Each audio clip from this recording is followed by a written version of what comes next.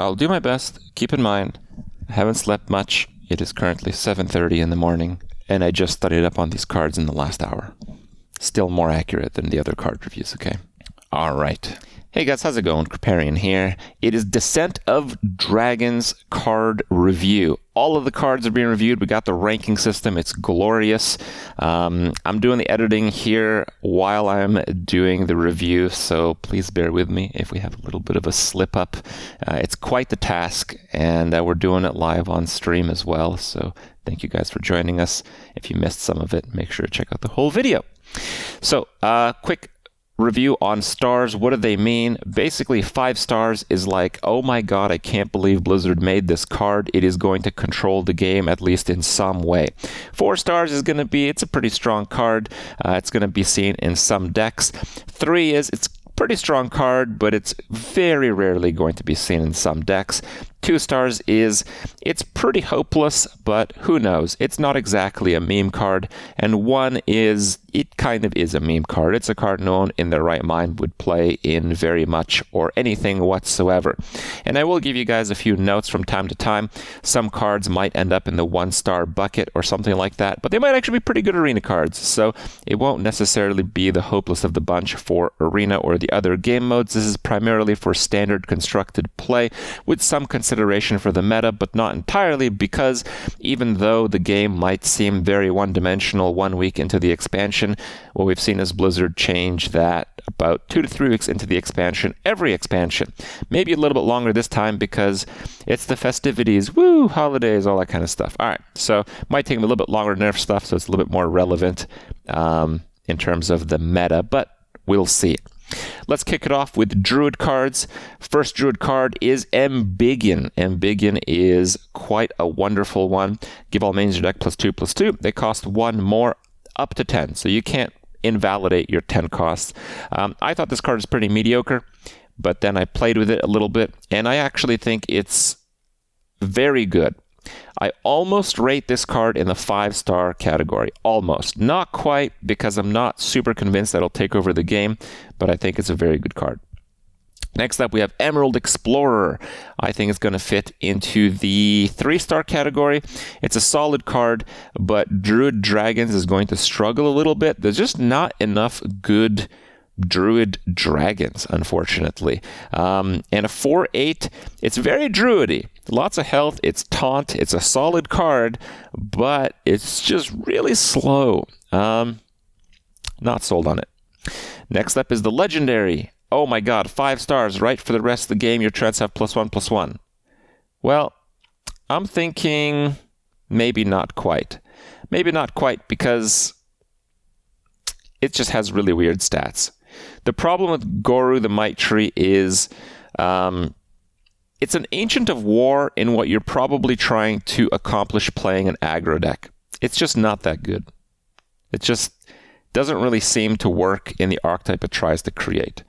However, the other Legendary, Ysera, I think is a bit of a different story. Even though I'm kind of down on Druid playing dragons, I think you would play Ysera in a lot of decks. I think Ysera is going to be a 4-star card. I'm thinking, like, if you're playing Quest Druid, instead of having an ultimate win condition at the end, you just play a Ysera, and it starts doing stuff for you. It's just a very solid Druid card. Druids typically struggle playing a bunch of stuff mana efficiently. If you don't have much of a deck left, this is a pretty strong card, I feel. Next up is Secure the Deck. Attack twice with your hero, add 3 claw spells to your hand. I think it's pretty weak. I think it's pretty weak because claws are just not that good on their own. You have to be playing some kind of strange Gonk Druid. I don't think you're going to do that. It's not entirely hopeless, because maybe you will play Gonk Druid. Maybe getting some armor and being efficient with your attacks and removal is something you could do, but it didn't work in the last expansions, and it's not really getting any kind of boost outside of this card, so I think it's pretty hopeless. Breath of Dreams, another dragon card. We have to put it in with the other dragon. It's an extremely good card, but I'm just not sold on Druids playing dragons too consistently. It might work. I kind of hope it does, but another part is like, do you really want those wild growth high rolls? I feel like if you can make a Druid Dragon work, this is the center point of the deck, but from what I'm seeing, it's a bit of a stretch. Tree Enforcements. Give a minion plus 2 health and taunt or summon a 2/2 Trent. I think that's a 5-star card. We've seen Druids, particularly token Druids in the past, they'd play a 1-mana 2/2. This is a Treant, so you got some synergy if you're running some of the synergistic cards involved in playing Treant Druid. And you get the flexibility of buffing something with health and taunts. I think it's a 5-star card. Strength in Numbers. Spend 10 mana on minions. Reward, summon a minion from your deck. 5 stars. I think you'd be hard-pressed to not play this in just about every single Druid deck, except maybe Quest the Druid. It's a 1 mana, get something pretty decent from your deck, possibly something pretty insane from your deck. I think you'd play this in almost everything except, maybe Quest, maybe Token Druid. Okay, those are kind of the 2 main Druid decks. Nevertheless, I have faith in this card. I think it's going to be very strong. Lastly, we have Shurbadir. 2 mana, 1/1, and you get a Trent. Stat efficient, tokens. I can see people playing this card. I'd rate it in the 4. I think it might compete a bit aggressively with the double 1/2 life stealings, but I think it's pretty good. Trents. Druid's looking okay, I would say. Next up, we have Hunter. First Hunter card is going to be the legendary dragon Varanus. So when we first looked at this card, I was thinking, wow, that card is so unbelievably broken. But we're going to move it down to 3 stars. And the reason we're moving down to 3 stars is because you'll find pretty quickly that a lot of the neutral dragons aren't quite constructed tier. They're very good arena cards, like almost all of them are very good arena cards, but in general, they're not quite constructed level cards right now. And you really have to rely on the class dragons. The class dragons, you get this one and you get another one. And overall, it doesn't seem like it's a big enough impact. And another thing, we've overrated Control Hunter cards since the beginning of time. So it's a good card. It's a very good card. But I don't think it's going to do too much in the game. And I don't think it's going to be included in too many decks. This, however, will probably be included in a lot of decks. Toxic Reinforcement, use your hero power 3 times, summon 3 Leper Gnomes. Basically, even if your Leper Gnomes don't end up going face, they're going to do 6 damage off of their Death Rattle. So it's 1 mana, 6 damage. 5 stars for Hunter. Primordial Enforcer. It's going to get the same dragon treatment as Varanus. 3 mana. It's a very solid dragon card with poisonous, get another dragon, but it doesn't build a deck. It's not a good enough dragon on its own. Phase Stalker. I'm going to give it to 5. It's a beast. It's a 2-cost 2/3. Using your hero power to get a secret. It's random secret. Might not be one that you really want that turn, but Hunter secrets are pretty generic, and this particular card draws you the secret as well, so I think that is good enough. It's also a perpetual threat for coming up with more secrets from your deck. Dwarven Sharpshooter. I would kind of put it on 4. It's a 1 mana 1/3. Being able to target minions with your hero power is certainly very good. Certainly what you'd expect from most aggressive decks, but not quite most Hunter aggressive decks because it's not a beast. There are some hero power targeting effects, but as you can see with the Phase Stalker, they kind of accomplish a bit of a different goal. So I have a feeling they won't work together quite as well, so I can't rate them both 5 stars. Dragon's Bane, however, I think is going to be pretty good. 4 mana, 3/5. It's a mech. Doesn't really matter. It's a mech. After you use a hero power, deal 5 damage to a random enemy. If you can clear the board, this makes your hero power do 7, which is absolutely absurd. If you can control the board, you can win the game off of this in 3 turns easily as a Hunter. So I think that's worth something. Diving Griffin. I think it's a solid card. It's a beast, so it does work with the aggro archetype, but it's mostly used for removal. So it kind of works in the control archetype, kind of works in the value archetype. You get to draw a card, get the rush, so you get some of your side quest action, like Clear the Way. I think it's a 4-star card.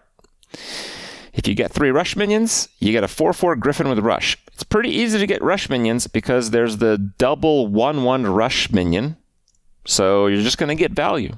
Shouldn't take too long if you're playing the right deck. We have Stormhammer. Stormhammer is a pretty strong card, but once again, it's almost in the dragon package. I do think it's slightly better, though.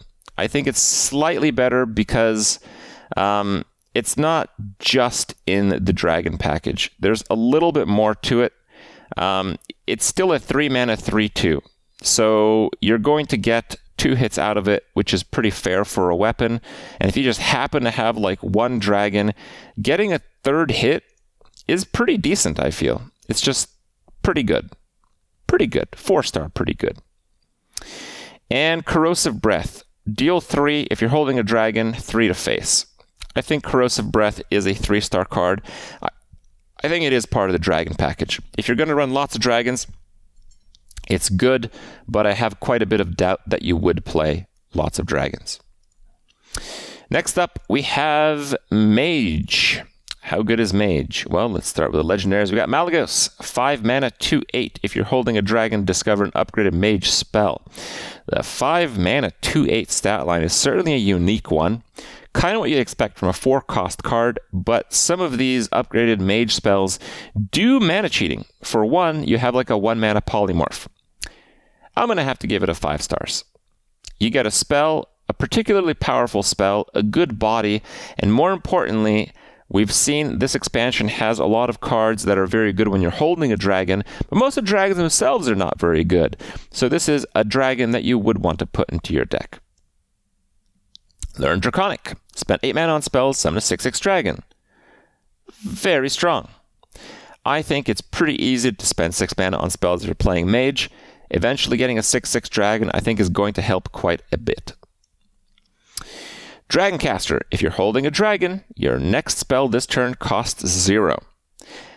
I think it's going to be pretty easy to get a dragon, and I think it's going to be pretty easy to get a lot of value off of this card. I'm going to put it in the 5-star category. Next up, we have Shenvala. 3 cost 2/5. If you cast 3 spells in 1 turn, you summon a 5/5 elemental. So you're going to get the maximum use out of this card if you're playing some kind of like tempo, casino mage. Those decks right now are not very good. They're below 40% win rate overall. And this is the only card that helps the archetype. It's a legendary. It's a good card for the archetype, but you can only have 1 in your deck. So I have to wonder, how good is the archetype going to be with this card and maybe a few of the other editions? Probably not that much better than it is right now, and it's going to be up against pretty significant competition. This card in a vacuum I feel is very good, but with a meta call, I feel like it's quite mediocre. It's going to be a tough fit. Next up, Azure Explorer. 4 cost 2/3 dragon, spell damage +2, discover a dragon. I'll put it in the 4-star category. I don't think you'd just play this in every single Mage deck. And contrast the Dragoncaster. Dragoncaster, you could do that in a combo Mage deck that just has a few dragons. You'd probably play Azure Explorer mostly in a deck where you want very consistent dragons in your hand. Otherwise, it's just maybe not quite constructed value, but I think it's a very good card nevertheless, and I expect we'll see some of it in constructed. Arcane Breath. This is like the easiest 5-star card you'll ever see. You discover a spell, you're generally going to get pretty good options, and it deals 2 damage for 1 mana. Absolutely crazy. Violet Spellwing. It's your Mage cantrip. It's also an elemental. You just put it in every deck, and it's pretty good. There's really nothing else to say about it. Rolling Fireball, I think, is a good card, but I think it's mostly a card you want to discover. It's kind of like a fireball that only hits minions. some flexibility to turn into a board clear, but it's just not quite overpowered enough to be used in a deck standalone, I feel. But maybe I'm wrong. And it's certainly a great arena card, and it's certainly a great card that you'd want to generate off of other Mage generators. Mana Giant, I feel it is kind of in the 3-star category as well. It's a good card, but it's pretty fringe. I don't expect to see it very much, but I wouldn't be too surprised if we did see a little bit of it. Finally, we have Elemental Allies. Play an Elemental 2 turns in a row, reward, draw 3 spells from your deck. So, drawing 3 spells from your deck is absurd. But playing 2 Elementals in a row can be a bit of a challenge, especially with the fact that Constructed is very aggressive sometimes, and you might have to react on a turn that will stop you from playing Elemental a second time. So, Mage also looks pretty good in the expansion. Next up, we have Paladin. First Paladin card, we have Sand Breath. Give a minion +1/+2, give a Divine Shield if you're holding a dragon. Holding a dragon as Paladin is pretty easy to do. This is a 4-star card. Getting higher stats and Divine Shield, allowing you to crush the board, is going to be pretty useful. Surprisingly so, perhaps. Sanctuary, I kind of want to put it in the 2-star category. Take no damage for a turn. It's a 2-cost side quest. You get a 3/6 taunt. I think against any kind of mid-range or aggressive deck, it's very difficult to not take damage for a turn. And against control decks, it's just a 3/6 taunt. All right, it's mostly a speed bump. I'd be very surprised if this card sees a lot of play, but maybe there's a chance. I don't know. Nozdormu the Timeless. I would say it's a 4-star card. I play this a little bit in Fireside, and the main problem that I had is when you play this, you don't get the mana, your opponent gets the mana. If you play this on turn 4, you're most certainly going to get destroyed. But the idea is that you play this as a tempo card later on when the mana ramp is not so drastic. If you're at 8 mana, you're still playing a tempo 4 mana 8/8, and you're not going to get as crushed on the board. All in all, it's a dragon you'd want to hold, and the expansion seems to encourage that. Part of the dragon package is the Dragon Rider Reatha Legendary. So it's basically a chaining death rattle off of the dragons that you're holding into your hand. It would get really crazy if you faceless it. So I think there's some potential here, but it is tied to the dragon archetype, which I feel is generally a 4-star archetype for Paladin. Quite good, but I wouldn't bet on it controlling the meta. Very similarly, Amber Watcher. Heal for 8 is insane. It's on a dragon, which is insane, but Paladin can heal through other means. It's kind of tied to the dragon package, but it is a good dragon nevertheless. Next up, we have Skyclaw. I would put Skyclaw in the 5-star category. I think many Paladin decks are going to use this card just because it's broken stats. Crazy, crazy stats, and it's an aggressive card, so it's going to be seen quite a lot. We have Righteous Cause. I kind of debate if it's 3 or 2. I think it's probably not going to see too much play at all. There is a bit of some information here. The side quest triggers after a battle cry effect. For example, if you need to play one more minion and you play Skyclaw, it'll actually buff the tokens as well. So it's better than it looks. It doesn't look very good, but it's an aggressive card that's better than it looks. So think about that. Lightforged Zealot. Do you want to play a Paladin deck with no neutral cards and the reward is Lightforged Zealot?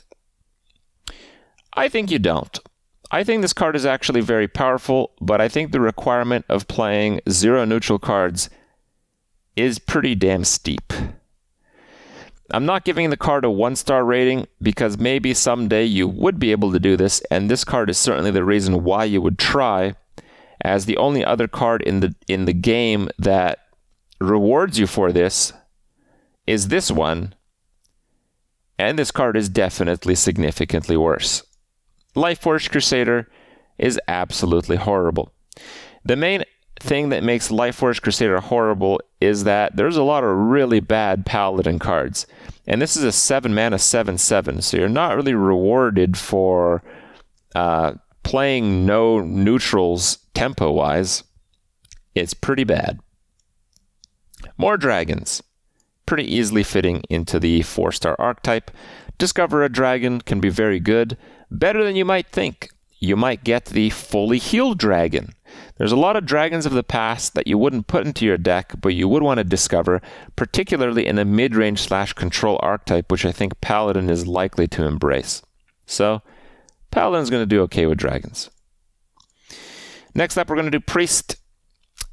Priest has some interesting cards, starting with Time Rip. Destroy a minion, invoke Galakrond. So finally, Priest can kill whatever they want, and invoking Galakrond gives you a random Priest card. Cards with Invoke, cards of Galakrond are tied to the Galakrond archetype, and I think the Galakrond archetype is somewhat likely to succeed. It's a 4-star archetype. What is Galakrond for Priests? Well, it's this guy. He destroys minions. He's going to be in the 4-star category because that's where all the Galakrond things are going to belong. You can't play Invoke cards unless you play Galakrond, so they're all tied to it. Galakrond cards trigger the hero power of Galakrond when you invoke them. The Priest Galakrond hero power is get a random Priest minion. It's pretty good if you're playing a drawn-out value game. Not very good otherwise. Galakrond, the Unspeakable, does kill up to 4 minions when you play him in the final stage, and that is actually very strong. So I think that kind of makes the deck. Also, a lot of the Invoke cards for Priest specifically are quite strong. You also get some dragons mixed in the Evoke. I'd put this as a 4. Again, if you're playing Galakrond, you can't just play Galakrond, you're going to play some other stuff. With Priest, you can probably play dragons and Galakrond. Fateweaver ties it together, and this is a very strong card. Even if you haven't invoked, you're getting a 4-cost 3/6, and it's a dragon. That might just be good enough on its own, but probably not quite. Envoy of Lazul. Look at 3 cards, gift one in your opponent's hand, and get a copy of it. I think this card kind of sucks. It's a card that you might want to discover off of Galakrond, and you probably will a lot, but as a standalone, I think it's a little bit on the weak side. Unlike some other cards where you actually have to be really smart about your decisions, I feel this is going to be pretty random. If you're a really good player and your opponent's been holding on to a card for a long period of time, you can probably get a copy of it. But other than that, it's going to be pretty luck-based if you're going to guess correctly. And if you guess wrong, this card is total garbage. Breath of the Infinite. I wouldn't quite tie this to the dragon archetype, but it's not that good. It's basically Volcanic Potion that can be better, but you're playing Priest, you're not playing Mage. So I think it's just okay. You might play this just because you really, really want to kill aggro decks, but I feel aggro decks are going to be quite a bit more unfair than they have been in the past moving forward. I think it's not quite good enough.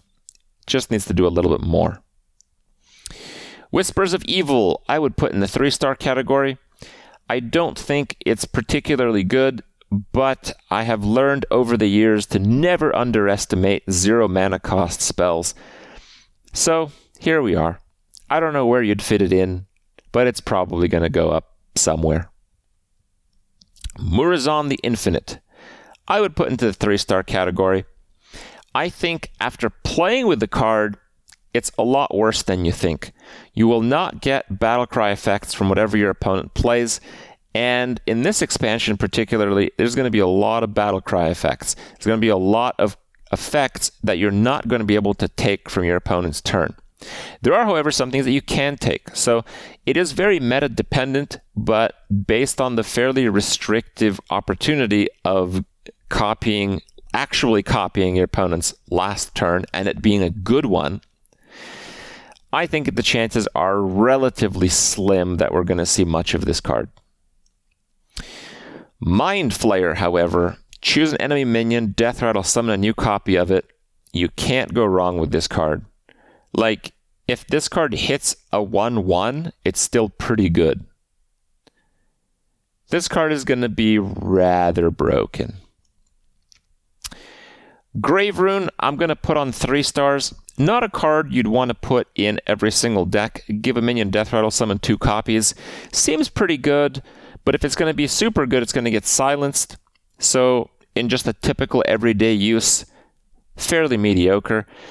But I feel there's going to be some powerful combos you can chain off of this. The opportunities that are available for it are fairly wide, so I'm a little bit optimistic, but again, I can't quite place the card in a deck or archetype. Disciple of Galakrond.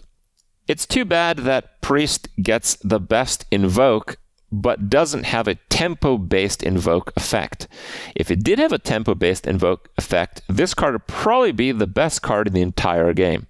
But because Priest has a value generator Invoke, I think it's just tied to the Galakrond. Galakrond abilities will not trigger if you're not playing Galakrond. So you might be thinking, well, it's a 1-mana 1/2 that generates another card. You'd put this in every single Priest deck. You can't do that. You have to play Galakrond. So it's tied to the Galakrond archetype, and collectively, I think it's a 4-star archetype. Chrono Breaker is a pretty good dragon. If you're holding a dragon, deal 3 damage to all enemy minions. That's a pretty good effect, but it's a death rattle. It's a bit challenging to get use out of it, but it's a pretty powerful board clear, and good dragons, not even great dragons, good dragons are a bit of a premium in this expansion, so I feel the card is relatively strong nevertheless. Next up we have Rogues, starting with the legendary dragon Waxadread. I'll rate it 4 stars. You're not going to make a deck entirely around this card, but if you're playing a draw-heavy deck, you're probably going to think about putting this card in your deck. There's not enough dragons to play Dragon Rogue, but Waxadread does his job. He's just pretty solid. Umbral Skulker. If you've invoked twice, add 3 coins to your hand. I would put this card in the 5-star category because getting 3 coins as a rogue is pretty game-breaking. I would also not tie this to the Galakrond archetype because you might be playing an OTK or near OTK combo deck and you might not have Galakrond as your win condition. The Umbral Skulker might be the enabler to your win condition. If you're just playing Galakrond, it's still really good. It's going to be a 1-mana 3/3. And or you're going to get a lot of flexibility, and or you're going to be able to get turns that are otherwise not possible. All of the above is extremely good. Seal Fate. I'd say overall, the put all the Invoke cards and play Galakrond Rogue archetype is a 4-star archetype. It's pretty strong. Praise Galakrond, however, is quite a bit weaker. Giving a minion 1 attack is not that good. Invoking Galakrond for Rogue is getting a random Lackey. So you're getting a random Lackey and giving 1 attack for 1 mana. It's a decent combo enabler, so I think you might include it in your Rogue Galakrond deck, but you certainly don't have to. And I think the Rogue Galakrond deck is above that. Necrium Apothecary. 4-cost 2/5 combo. So you got a, it's not just a battle card, it's a combo. Draw a death rattle minion from your deck and gain its death rattle. I don't need to tell you the possible options of this. It's obviously super insane and super game-breaking to copy a death rattle and draw the card on a 4-cost 2/5 body. It feels like if they made this card 5 mana, it'd still be 5 stars. So at 4, it's certainly one of the best cards in the whole expansion. Galakrond for Rogues. What do you get? You get Lackeys and you get to draw cards that cost 0. It's relatively strong. You're able to draw cards specifically from your deck, and Rogue has ways to put cards into your deck. So you might be able to put specific cards into your deck and force them to cost 0. Some combo potential. Overall, pretty solid, pretty good. I think we'll see some of it, but I'm not sure exactly how. Flick Sky Shiv. I kind of want to put it in the 4, not quite the 5, because while it is the ultimate removal option, you might just not want a 6 mana cost removal option. It does get rid of tokens very nicely, though, giving maybe a way to get out of the token druid matchup. Destroy a minion and all copies of it wherever they are. Discarding stuff. I love the effect, but I'm just not sure how much we'll be able to see from it. Dragon's Horde.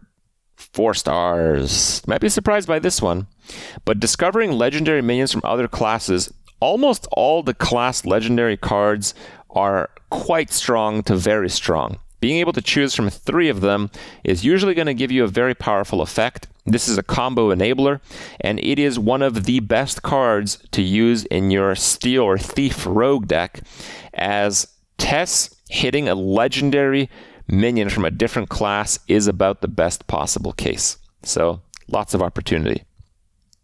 Candle Breath.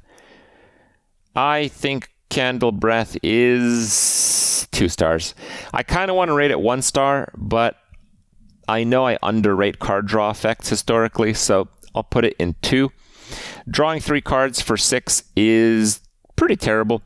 Drawing 3 cards for 3 is insanely good.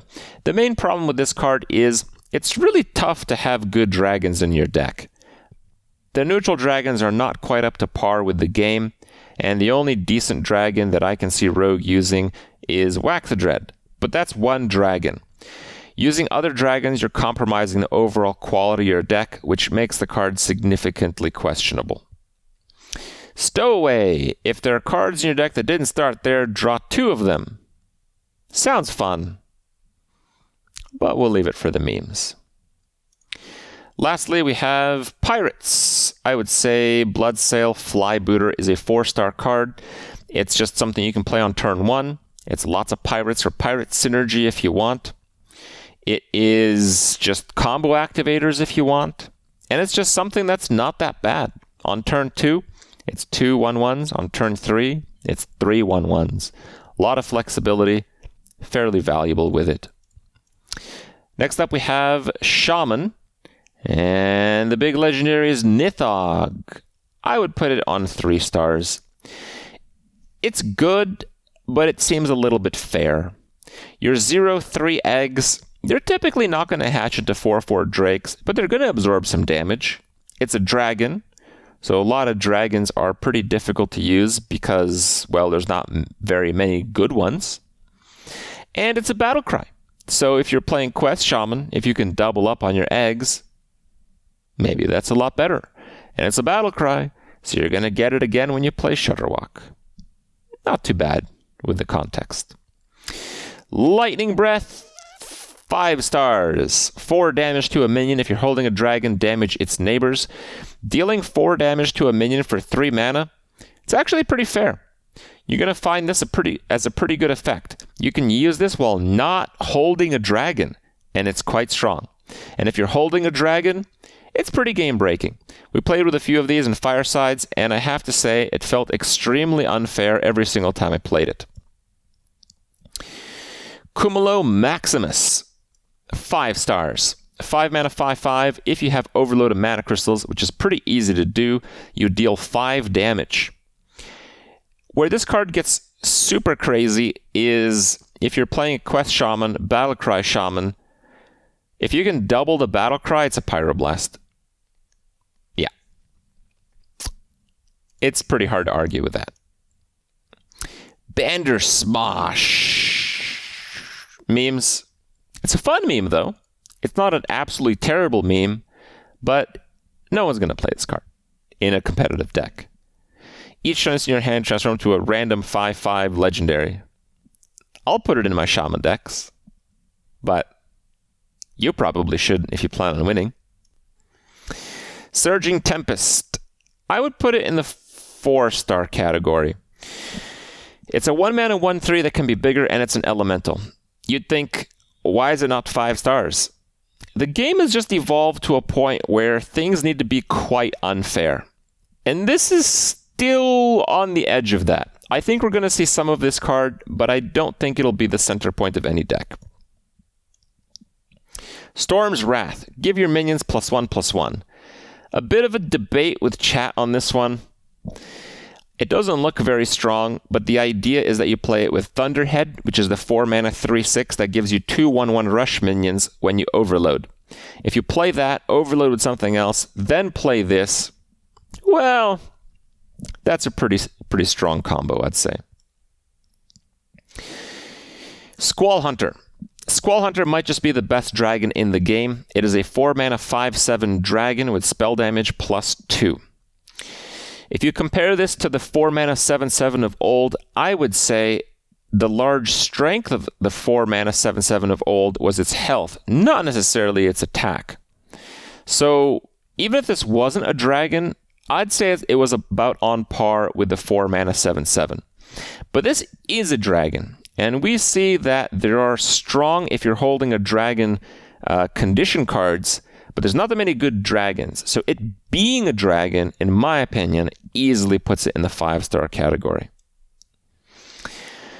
Incarnation of Frost. 5 stars.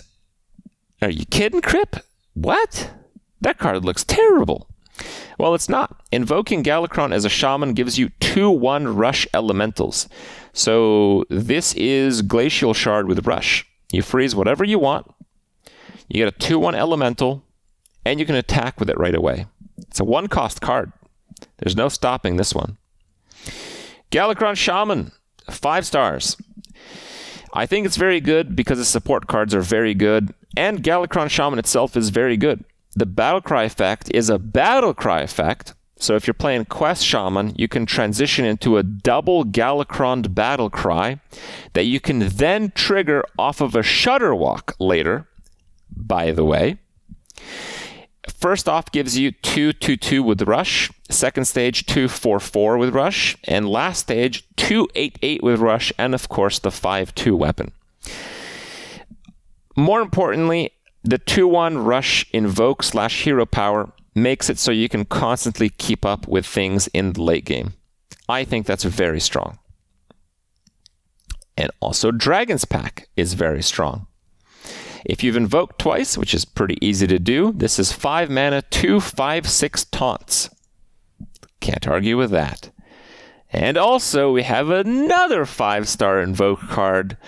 5 mana 3/3, invoke twice, but it's a battle cry. Shudderwalk's going to do it again. If you're playing Quest Shaman, you can do it twice. If you're playing Quest Shaman, it activates your quest. Invoking twice is 2/1 rush minions.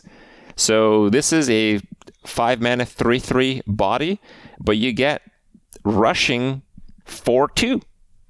Very good stats. Rush works off Battlecry, works off Shudderwalk, works off a quest, and works off a Galakrond.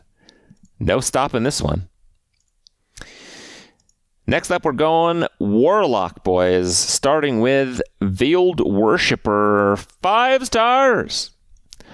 So this card, you might think it's tied to Invoke, but I think it's so good that it's not.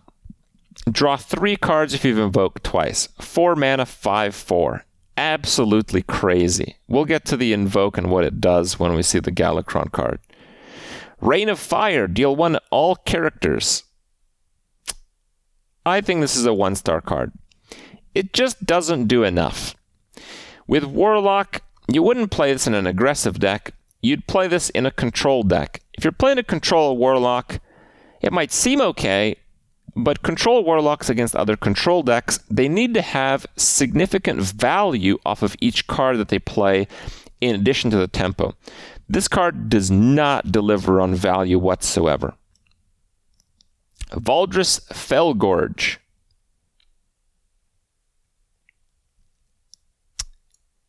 Yeah, I think it's a 2-star card. I'm sorry, guys. I thought about it. We talked about it. I think it's just above meme tier. You might play it a little bit. It's nice novelty to have your hand size at 12, but the truth is, you're going to want to play your Mountain Giants right away, and there's no other thing that allows you to catch up on the crappy tempo that you're going to get from playing this card. If you're playing this in a control deck, you're playing a 7 mana do nothing. It's a 4/4 body, but that doesn't do anything. 7 mana 4/4 is not enough in a control Warlock deck. If you're playing this in an aggressive Warlock deck, it might be good, if not for the card to the right, the Veiled Worshipper, which just does it better. So if you're playing aggressive, play Galakrond. You'll have better options. Nether Breath. It can be tough to hold dragons, but Warlocks do it pretty well. 4 damage with lifesteal. And even if you don't have lifesteal, 2 damage. Not too bad. Galakrond, I think the archetype is 4 stars. Kind of.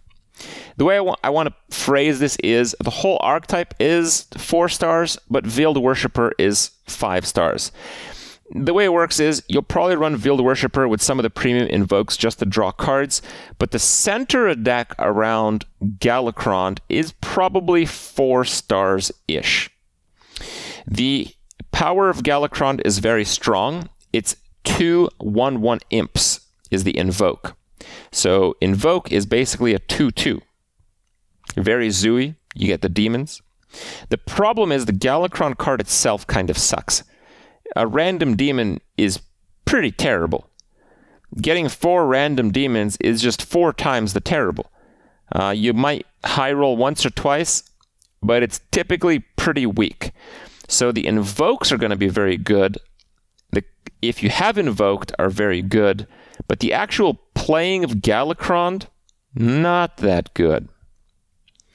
Friendship Rice. Invoke Galakrond. Give your minions +1 attack. I think this card kind of sucks, actually. It's not horrible. You probably would play it if you want to invoke a whole bunch, but the card itself is just not that good. It's okay. Wouldn't be surprised to see it, but it just doesn't carry the archetype. It lags behind, but you might use it because you have to. Dragonbite Cultist, however, I think carries the archetype significantly. It's a 3 mana 1/1. Invoke Galakrond, gain 1 attack for each other friendly minion. It looks pretty bad, but Zoo Warlocks in the past played the micro whatever, the 3 mana 2/1 and 2 1/1s. If you have no other minions on the board, this is a 3 mana 3/1 with 2 1/1s, and you further push your Galakrond, and you further get closer to playing Veiled Worshipper. So that's really good. Overall, the full package is very good in Zoo, and Galakrond for Warlock is certainly a Zoo deck. Dragons. If you're holding a dragon, deal 3 damage to all other characters. Pretty damn good card, but holding a dragon outside of this dragon might be a bit difficult to use. If there were a lot of available dragons in the neutral category that were actually useful in constructed, I would rate this card 5 stars, but the condition might not be as easy as you think in order to achieve. Abyssal Summoner, aka Abysmal Summoner. Well, it's a pretty good arena card at least. It's kind of tied to Valdris, but Valdris is not very good. It's maybe one point above meme tier, but it's pretty much memes. Zeraku the Warped, however, is very good. It is the one good dragon, one insane dragon even, that Warlock has available. When your hero takes damage from anything, fatigue, hero power, your opponent attacking you, you get a 6/6 Nether Drake. Basically, it makes it so your opponent attacking you, he needs to kill you to attack you. So this is very close to a 8 mana 4/12 taunt that'll usually spawn a 6/6 as well, with a perpetual win condition that'll just snowball completely out of control. So that's pretty good. Next up, we have Dark Skies. Deal 1 damage to random minion. Repeat for each card in your hand. I think this is a 5-star removal card. The flexibility, the fact that it is something that you can do for a large minion, small minions, working off of your hand, I think can work very well in Control Warlock and can be pretty reliable. Last class, we have Warrior. First off, Molten Breath. I think Molten Breath is pretty weak. It is not hopeless, but it is certainly pretty weak. Holding a dragon, not as easy as you think. Even in Warrior, which seems to have some pretty good dragons, not as easy as you think. Deal 5 damage, gain 5 armor. You can't play armor all the way because neutral cards can remove it now. So you can't play it, just stack a whole bunch of armor and just wait it out. So, doesn't really hit too much. Warrior Galakrond, I think, is pretty good. I think is quite good. Drawing minions and buffing them is significant. There are some that copy each other. We'll see those in a second. There are just some that are very strong with additional stats. The Galakrond power, the Invoke, is 3 attack. So dealing 3 damage from your hero power, that's pretty good. This might look like a control card. I do not think it is. It is a tempo/face card. Legendary Dragons, not a very good one. The Warrior Dragon archetype is relatively weak. Deathwing might seem good, but I feel like it's a little bit lacking. Ankar, 5 stars. Drawing 3 pirates, you could do 0 damage for 3 mana. It'd probably be worth it. But it actually does damage. 2, in fact. And pirates have synergy off of having weapons, so that's quite strong. Skybarge. I think it's going to be a 4-star card. I think it's going to be part of Pirate Warrior, and I think Pirate Warrior is going to be a good deck. The main issue with it is it costs 3 mana, which is pretty high for a deck if it's able to clear out your opponent on turn 4 or 5. If, however, it's more of a turn 7 type of deck, Skybarge is suddenly extremely good. It's just difficult to pinpoint where it's going to land. Sky Raider, however, lands in the 5-star category no matter what. It doesn't matter if Pirate Warrior is going to be good. It doesn't matter if Pirate Warrior wins on turn 4. It doesn't matter if Pirate Warrior wins on turn 7. If you're playing any kind of pirate synergy, and you probably will be because Ankar is a 5-star card, you're going to play Sky Raider because he's a cantrip 1-drop that is very good in every single situation. Scion of Ruin, I think, is going to be a pretty strong card. Actually, let's bump it up to 5. If Galakrond is going to be 5, Scion of Ruin deserves to be 5. It is a dragon. It is the best dragon that Warrior can put in its deck. It has Rush. 3 for a 3/2 Rush is not even that bad. And if you invoke twice, it is 9 damage worth of clear. And if your Galakrond Battlecry landed on this, and it is in fact a 7/6 minion, you get 3 7/6s for 3 mana, which are also dragons. It is also a Rush, so it has synergy with Akali the Rhino. If Akali the Rhino lands on Scion of Ruin, it is an 8/7 times 3 for 3 mana. The synergies are absolutely crazy. Ritual Chopper is going to be a 5-star card. It's Galakrond, and it is an extremely good Galakrond card. Galakrond giving you 3 attack makes Ritual Chopper 4 damage on turn 1, 1 damage on turn 2. For 2 mana, that's worth it for basically everything. Ramming Speed, force a minion to attack one of its neighbors. I think this card is a bit weak. Similarly to Control Warlock, if you're playing Control Warrior, you need some kind of weight to each of your cards. This effect is certainly not bad. It's quite good.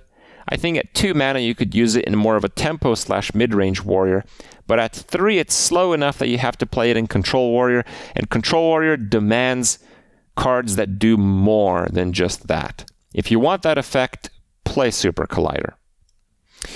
Evil Quartermaster, however, is just super solid every way.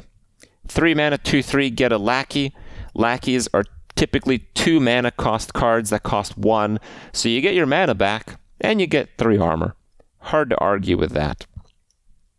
Lastly, Awaken. 5-star card, believe it or not. Invoke Galakrond, deal 1 damage to all minions.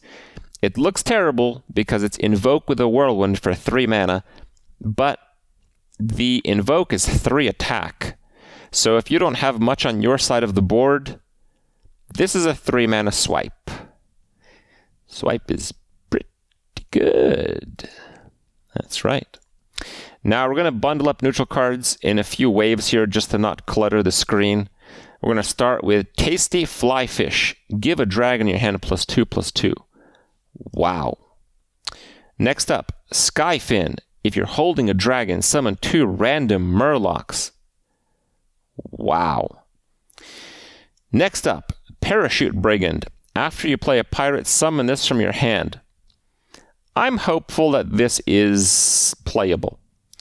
Being able to just drop down a bunch of pirates and end the game as fast as possible, I think is a realistic game plan.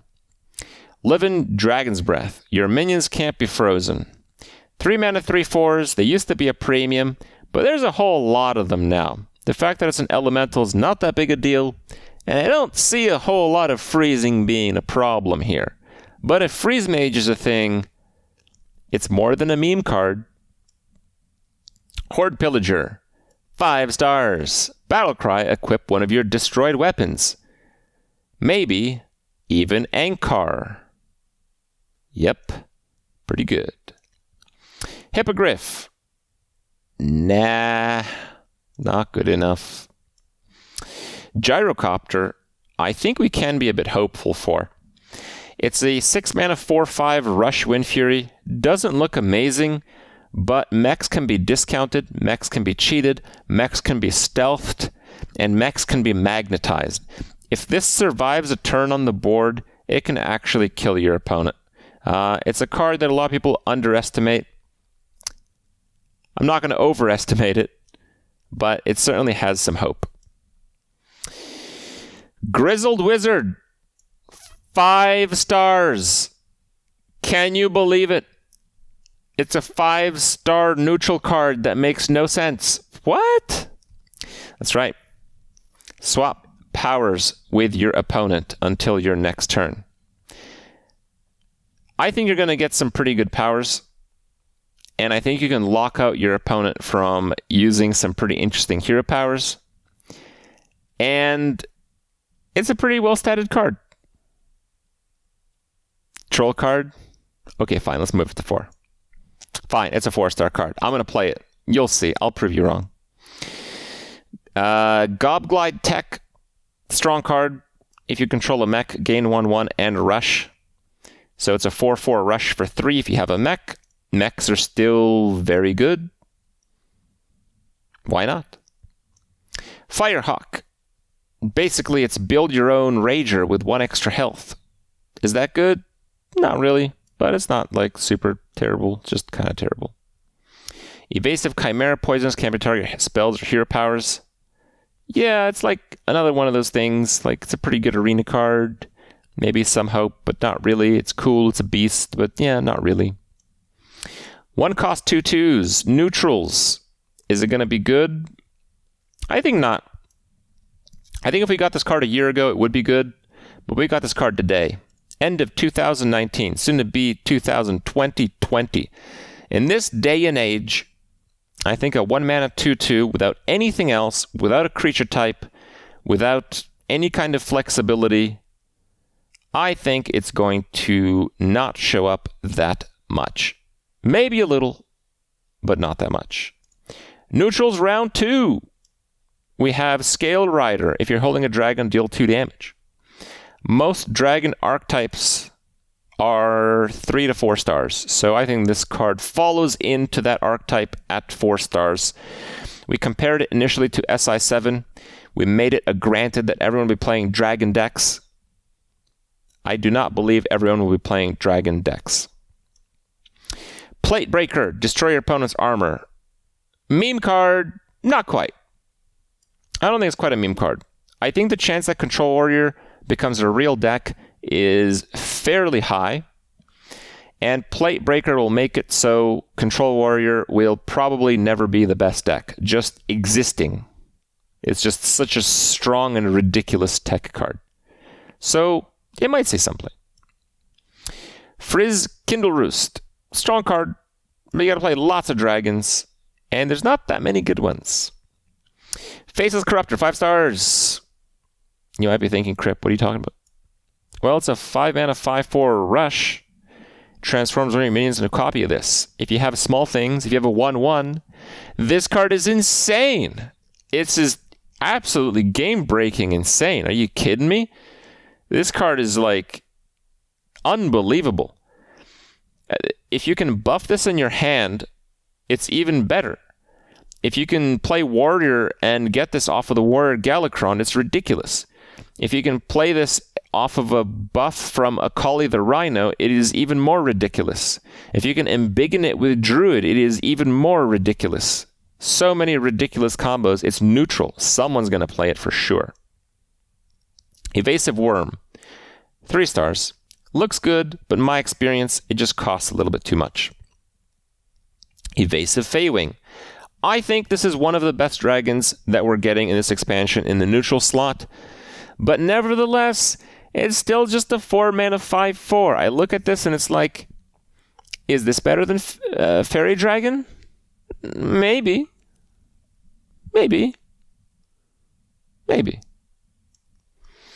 Dragonmaw Poacher, 4 stars. Oh my god. Krip, you just told us how this card breaks the game. It's true. This card does break the game. This card, if your opponent is playing dragons, is like a 11 out of 5 star card. This card is just super broken. Super duper broken. It's so broken that I think people won't even bother playing dragons, which is why it's at 4 stars. Yeah, dragons are just not that amazing in Descent of the Dragons. They're pretty good. But if you're playing pretty good stuff and people are playing 8/8 rushes for 4 mana to destroy your dragons to little pieces, maybe you won't play dragons anymore. So yeah, he's so good, he's self-defeating. If he was better, if he was like a 3-mana 3/4 with this battle cry, that'd be a different story. This will be like the best card in the game. But a 4-mana 4/4 is really weak. So if everyone doesn't have dragons, it's actually not that good of a card. Depth Charge. I think it's memes, but I'll be reserved. Maybe some control deck will play it. Cobalt Spellkin. Very good card. Possibly tied for the next best neutral dragon with the Fae. Not a lot of stats for 5, but it's a dragon, and some classes get particularly strong spells in the 1 slot, so I think it's pretty good. Double Battle Cry off of Quest Shaman, that's true. Blowtorch Saboteur. I think it's a bit weak. It's a little bit better than like the Can't Be Frozen 3-mana 3/4s, because making your opponent's next to your power cost 3 is actually significant. If you're playing a zoo deck, playing mana efficient is really important. So if you're making your opponent burn through 1 more mana, that can help. Big Old Whelp, draw card. No thanks. But if you're playing the all-dragon deck, I guess it's okay. Next neutral package, we have...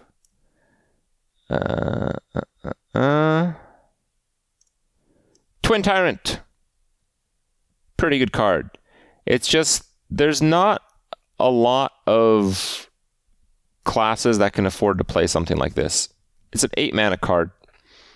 It's very good, but it's much more restrictive than a lot of the other dragons. Shuma.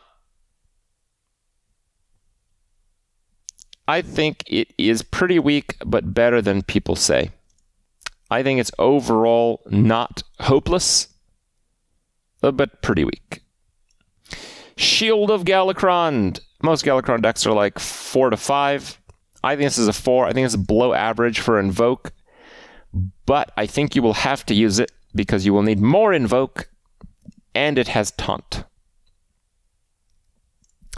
Next up we have Kronks. I think you'd use it in just about every Galakrond deck. It's got to be a 5-star. Very good card.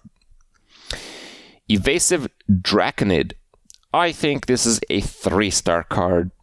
I don't think it's quite 4 because it costs too much mana. So you suddenly run up against issues of being punished. It's hard to punish that, but not sold on it because of its high mana cost. Devoted Maniac. Pretty solid invoke card for Galakrond. Tentacled Menace. Each player draws a card and swap their costs. I think it's a meme card, but maybe there's some hope there. It's just really difficult to play a deck with no low-cost cards. I'll probably try it out, though, but don't bet on that working out. Utgard Grapple Sniper. Both players draw a card. If it's a dragon, summon it. Pretty weak. If you're playing all-out dragons, it's pretty good, but then the question is, why would you? Wormwrist Purifier. Transform all neutral cards in your deck into random cards from your class. Wow.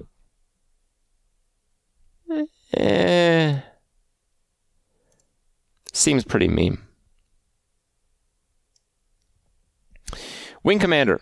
Has 2 attack for each dragon in your hand. Wow. But then you have to play lots of dragons. Yeah. That's a bit of a problem. Last batch of neutral guys. Round out the expansion. Zuldrak Ritualist. That's a nope for me. Giving your opponent 3/1 cost is a bit too pricey, and even if you don't give him any, it's still like just a pretty okay taunt. Pretty good, I guess. It's a pretty damn good taunt, actually. But giving your opponent 3/1 drops, nah, I'm good. Transmogrify. After you draw a card, transform into a random legendary minion. Memes, boys. Slightly better than memes. It's a pretty well-statted card, but I wouldn't bet on it working out. Kobold Sticky Finger. That's some memes. So, I initially thought this card would be really good because it's like the next weapon removal, but it's not. You need weapon removal earlier than turn 5, and even if this is really good, it no longer removes weapons.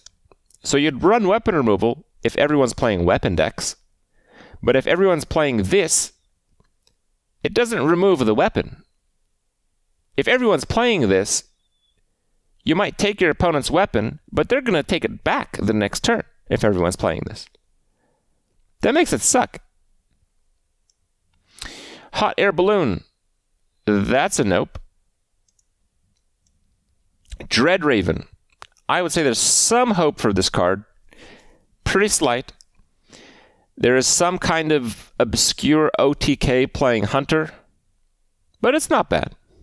If you get like a couple of them, it's not too bad. Dragon Queen Alistraza, that's a 5-star neutral. We talked about how dragons, there's not enough good ones. This is a good one. We've seen in the past a lot of these singleton decks, they run like Ragnaros or just something else big like a Tyrion, just to kind of finish the game in the singleton decks. Well, if you're playing singleton because of Zephyrs, and you probably will still play singleton because of Zephyrs, you might as well play Dragon Queen Alistraza. Dragon Breeder. Why not play 2 Dragon Queens? Very good card. 2 mana, 2/3. The problem is there's not enough good dragons. Well, you just copy the good dragons. And you have more of the good dragons, so you don't have to play as many dragons. Chromatic Egg. Probably don't want to play that. I think that is far too niche. Camouflage Dirigible. It's probably not pronounced that way. Gives your other mechs stealth until your next turn. I think there's some hope for this card. Giving like a board mass stealth is probably a game-winning play, even though a 6-mana 6/6 is far too expensive. I think there's some hope for the card. Bad Luck Albatross. 5 stars. You know what's 5 stars right now? Singleton decks. You know what counters singleton decks? Bad Luck Albatross counters singleton decks. I looked at the meta decks being played right now and how they might fuse in with the next expansion, and the most hopeful deck that I saw was Highlander Hunter. Well, If Highlander Hunter is good, then this card is really good. Last card, Troll Bat Rider. Deal 3 damage to a random enemy. How good is this card? I think this card is pretty good. Pretty good. But pretty fair. I'm certainly going to play a lot of it in Arena, but overall, it's probably not going to see that much play. That's it for the review, guys. Hope you guys enjoyed it. See you guys next expansion, I guess. Overall, I'll be playing this expansion constructed quite a bit the first few weeks, so make sure you check out the stream. Link for that is below. And I thank you guys for making it through the hour of card reviews with the Krip.